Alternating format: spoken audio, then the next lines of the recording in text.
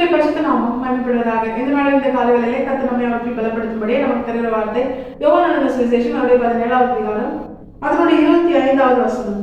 நீதி உள்ள பிதாவே, உலகம் உம்மை அறியவில்லை, நான் உம்மை அறிந்திருக்கிறேன், நீர் என்னை அனுப்பினதை இவர்களும் அறிந்திருக்கிறார்கள்.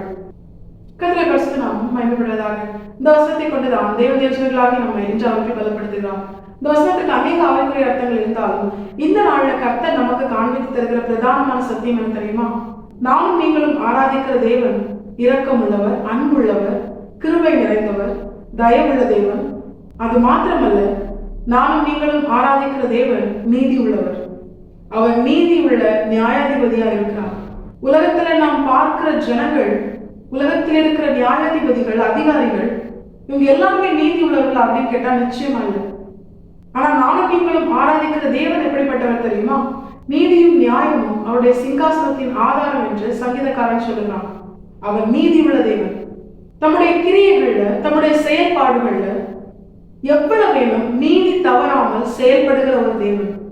யாரா இருந்தாலும், எவ்வளவுதான் கர்த்தருக்கு பிரியமான பிள்ளைகளா இருந்தாலும், அவர்களுடைய வாழ்க்கையில அநீதியான கிரியைகள் காணப்பட்டதே ஆனால் அவர் என்ன பண்ண மாட்டார்? சும்மா விட மாட்டார்.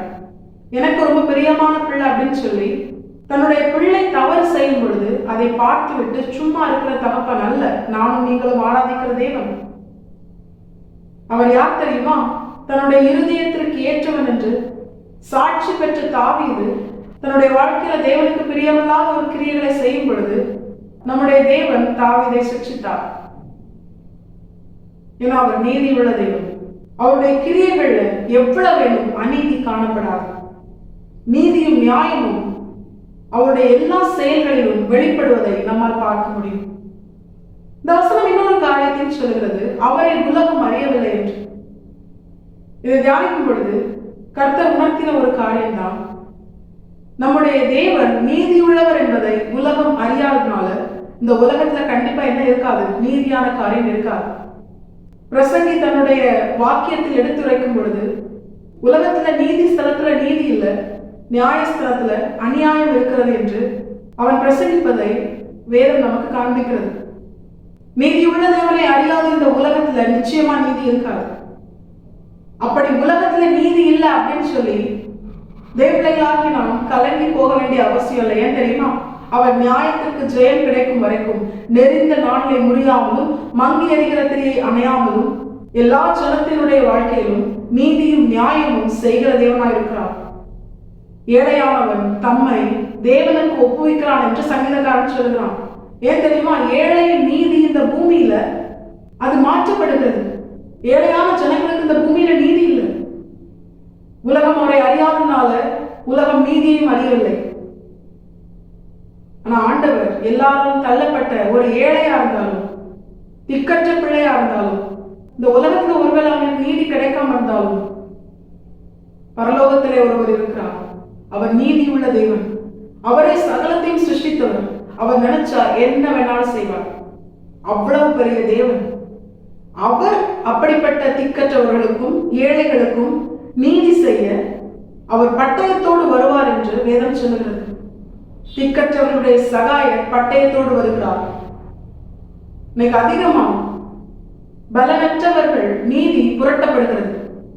பலன் உள்ளவர்கள் வாழ்க்கையில அவங்க என்ன அநியாயமான காரியங்கள் செஞ்சாலும் அது நீதியாய் இந்த உலகத்துல எண்ணப்படுகிறது.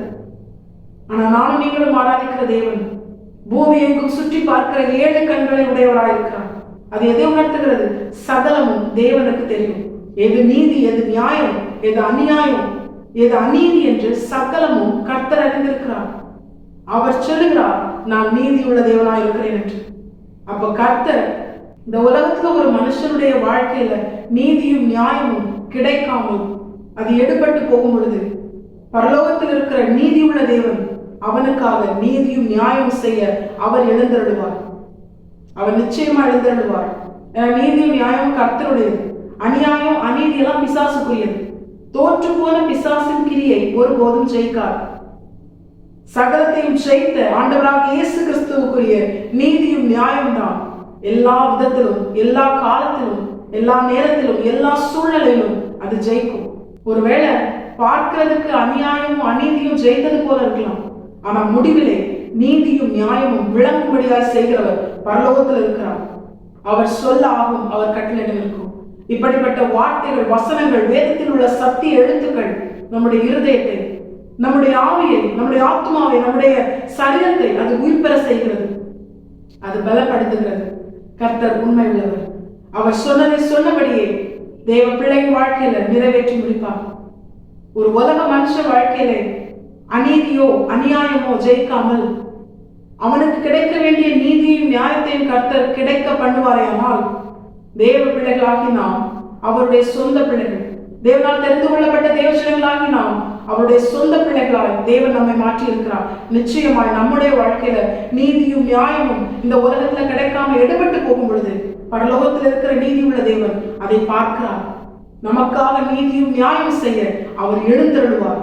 அவர் எழுந்தருளும் பொழுது சத்துருக்கள் சிதறுண்டு போவார்கள், சத்துருக்கள் அழிக்கப்படுவார்கள். தேவ பிள்ளைகளாகி நமக்கு நீதியும் நியாயம் கிடைக்க தேவன் கிருபை செய்வார். நமக்காக அவர் வழக்காடி தேவ பிள்ளைகளாகி நாம் கர்த்தருடைய ஜெயத்திற்கு பங்குள்ளவர்களாய் மாறும்படியாய் கர்த்தர் நம்மை உயர்த்துவார், நம்மை ஆசீர்வதிப்பார்.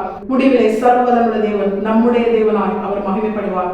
தேவ பிள்ளைகளாகி நாம் இதை உணர்ந்தவர்களால் இந்த வசனத்திலே சொல்லப்பட்ட வார்த்தைகள், கர்த்தர் நீதி உள்ளவர், நமக்காக அவரே நீதி செய்கிறவர், இதை உணர்ந்து நமக்காக நீதி உள்ள நம்முடைய தேவன் செயல்படும்படியால் நாம் எசேக்கியாவை போல எல்லாவற்றையும் அவருக்கு முன்பதாக வைத்து அவரையே நோக்கி பார்த்து, கர்த்தாவே எனக்காக யாவையும் செய்திடும் என்று தாவீதை போல அவருடைய சமூகத்தில் உதவிக்காக கர்த்தர் நமக்காக யாவையும் செய்து முடிக்கும்படியாகவும் நாம் நம்மை அர்ப்பணித்தோமேயானால், அவரை நோக்கி நம்முடைய கரத்தை விரித்தோமேயானால், கர்த்தர் நமக்காக அவர் எழுந்தருள்வதும் நமக்கு உதவி செய்வதும் அதிக நிச்சயம்.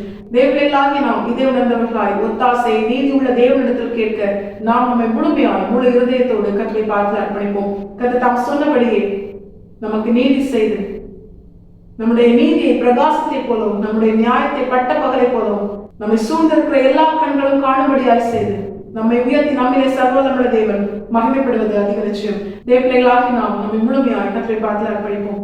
கர்த்தர் தாமே இந்த வசனத்தை கேட்டு நம் அனைவரையும் ஆசீர்வதித்து வழிநடத்துவாராக. கர்த்தரை பரிசுத்த நாம் மட்டுமே மகிமைப்படுவதாக. மாரநாதா இயேசு வருகிறார். ஆயத்தப்படுத்துவோம். ஆமென்.